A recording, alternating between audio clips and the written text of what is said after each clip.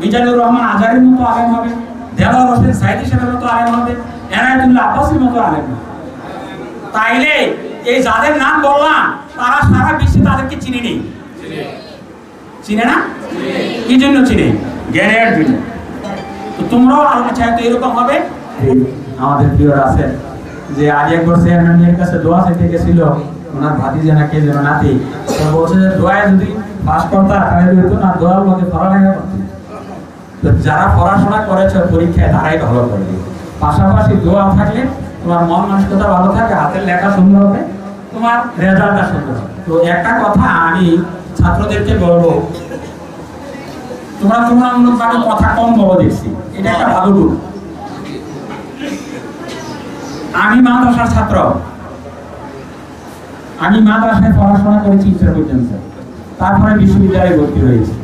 আমার সাথে আমাদের দেশে কুমিল্লা যারা ছিলেন, আমরা ডিগ্রিও তো পড়াশোনা করেছি, পাশাপাশি মাদ্রাসা বোর্ডেও আমরা ছিলাম। ওই সময় 2 বোর্ডে পড়াশোনা করতে সমস্যা ছিল না, এখন সমস্যা হয়ে গেছে, ইফতি মাধ্যমে সব এক হয়ে যায়।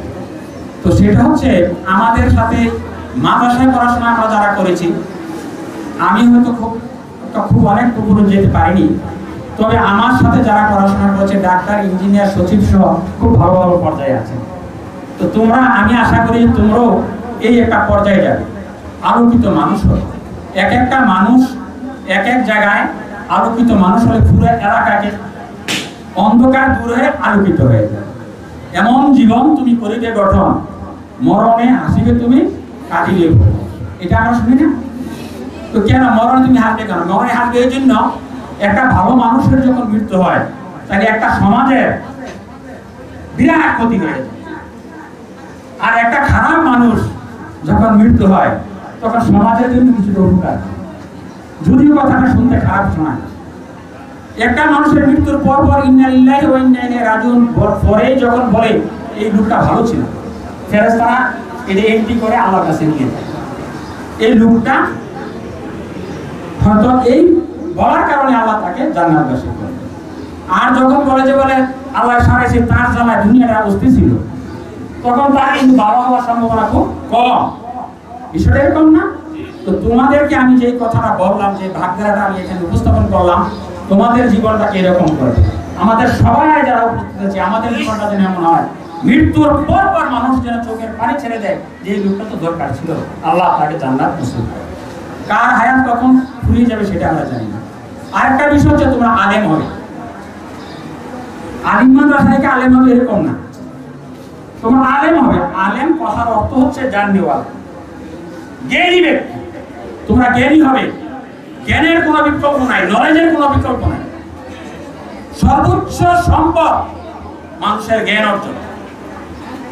তো তোমরা, আমি প্রিন্সিপাল সাহেবকে বলবো এই প্রতিষ্ঠানে আপনারা যারা আছেন মেহরবানি করে তারা যেন আমাদের জন্য আমাদের নয়ন জুড়ানো, অন্তর ঠান্ডা করা আলেম হিসেবে যেন তারা হয়। আমরা যেন, তোমরা অনেক বড় আলেম হবে, মিজানুর রহমান আজহারির মতো আলেম হবে, দেওয়ার হোসেন সাইদি সাহেবের মতো আলেম হবে, এনায়েতুল্লাহ আব্বাসীর মতো আলেম হবে। তাইলে এই যাদের নাম বললাম তারা সারা বিশ্বে তাদেরকে চিনি নেই, চিনে না? কি জন্য চিনে? জ্ঞানের জন্য। তো তোমরাও আল্লাহ চাই তো এরকম হবে। অতীতে আমাদের এই প্রতিষ্ঠানগুলা যতটুকু কোনো কারণে ক্ষতিগ্রস্ত হয়েছে এটা যেন আমরা পুষাই নিতে পারি। অল্প সময় এই সুন্দর পরিবেশ আমরা যেন এই প্রতিষ্ঠানগুলোকে সুন্দর করে পুষে নিতে পারি। আমরা যারা এই গ্রামে জন্মেছি, এই প্রতিষ্ঠানগুলোর প্রতি আমাদের অনেক ঋণ রয়েছে, এই এলাকার মানুষগুলোর জন্য আমাদের অনেক ঋণ রয়েছে। এখানে আমাদের আশার অর্থ হচ্ছে আমরা যেন কিছুটা ঋণ পরিশোধ করতে পারি, আমরা যেন নিজেরা শ্রম দিয়ে কিছু সুন্দরভাবে একটু বোঝাইতে পারি। আমি এক জায়গায় আসলাম, আমি আমার প্রিন্সিপালের চেয়ারে বসে রইলাম, আমার দ্বারা আমার প্রতিষ্ঠানের উন্নতি হলো না, এই বসে থাকার কোনো লাভ নেই। দিন দিন আমাকে উন্নতির দিকে যেতে হবে, প্রতিষ্ঠানগুলো সুন্দর হতে হবে। মানুষ গড়ার কারিগর হিসেবে আমরা যেহেতু আছি, আমরা মানুষ যেন গড়তে পারি, প্রকৃত মানুষ যেন তোমরা। গোল্ডেন এ প্লাস আমি কালকে বলছিলাম যে 20 জন পাক 10 জন পাক, এটা ফাইলে এই মানুষের মুখোমুখি হয় যে এখান থেকে এতটা গোল্ডেন এ প্লাস হয়েছে, এই প্রতিষ্ঠানটা একটু ভালো হয়েছে। গোল্ডেন এ প্লাসের সে কিন্তু আরো বেশি দরকার ভালো মানুষ হয়। এই যে অ্যাসিস্ট্যান্ট অ্যাডমিনিস্ট্রেটর সাহেব গল্পটা এখানে বলেছেন, যদি যদিও গল্পটা শুনতে সুন্দর লাগে না, আমি নিরপেক্ষভাবে বলছি, সুন্দর লাগে না, সবাই আমরা কষ্ট করেছি। আমাদের সন্তান এরকম হবে কেন? আমরাও তো এখন আমাদের স্যার যদি এখন কাউকে দেখি বেঁচে যেমন নাই থাকলে আমরা স্যার পার হলে সামনে যাই, অনুমতি দিলে সামনে যাই, নাহলে তো যাই না। আমরা যাই না তো, স্যার অনুমতি দিলে যাই। মা বাবার সন্তুষ্টিতে আল্লাহ সন্তুষ্টি। আল্লাহ বলছেন না, বিসমিল্লাহ ওয়াকাদা রাব্বুকা আল্লা তা'বুদু ইল্লা ইয়াহু ওয়া বিল ওয়ালিদাইনি ইহসানা, যে তোমরা কারো ইবাদত করবা না, এক কি করবে? মা বাবার প্রতি ইহসান। কথা বুঝতে পেরেছো? তো তোমরা তো এটা আমার চেয়ে বেশি জানো, তোমাদের পড়াশোনা নিয়ে তো তোমরা কোরআন পড়ো, তাফসীর পড়ো, ফিকহ পড়ো, মানতিক পড়ো, তোমরা তো এই সবগুলো বেশি জানো। তো আমি তোমাদের শিক্ষকতার বয়স, প্রিন্সিপালও কিন্তু শিক্ষক, 33 বছর হয়েছে, এরশাদ কলেজে 12 বছর, এখানে 23 বছর। আমি দেখেছি একজন স্টুডেন্ট সে যদি মনোযোগ সহকারে একটু পড়াশোনা করে তাইলে তার রেজাল্ট ভালো হয়ে যায়।